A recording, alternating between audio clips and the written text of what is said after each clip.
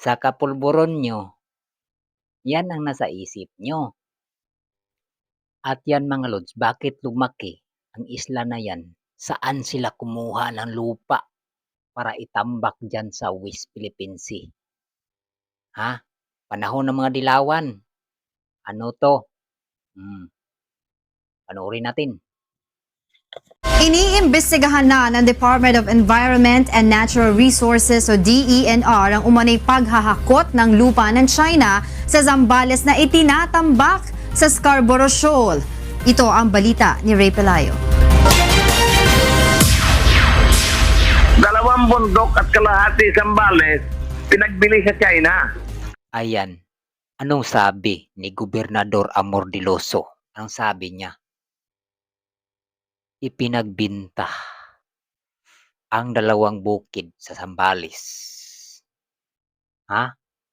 Sige, para maliwanagan tayo, panoorin natin ang buong video. At sa lupang ito, dinala sa lapit na Scarborough, nakabuo sila ng 3,500 hectares doon sa tabi ng Scarborough. Agad na ipinahinto ng bagong luklok na Zambales Governor na si Amordiloso ang umano'y paghahakot ng China ng lupa sa bundok ng Santa Cruz, Zambales na ginagawang panambak sa inaangking lugar sa West Philippine Sea. Ito mga lods, konting salita lang.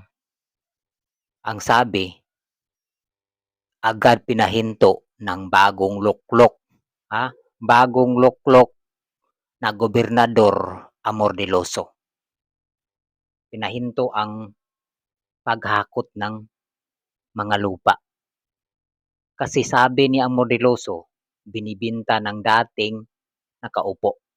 Tapos nakaupo siya, pinahinto niya. Alam nyo kung anong taon siya naluklok? 2016. Nanalo si Duterte 2016. Nahinto lang yan nung presidente na si Duterte. Di ba? Sa panahon ng mga dilawan, pira-pira, di ba? Binibinta nila ang lupa, binibinta nila ang bukid sa Zambales. Tapos dun pala tinatambak sa West Philippine Sea. Huwag niyong isisisi kay Duterte kung bakit nakagawa sila ng isla dyan. Dilawan ang sisihin nyo, di ba? Galit na ako. O dito na lang. Kung bago ka lang sa aking YouTube channel,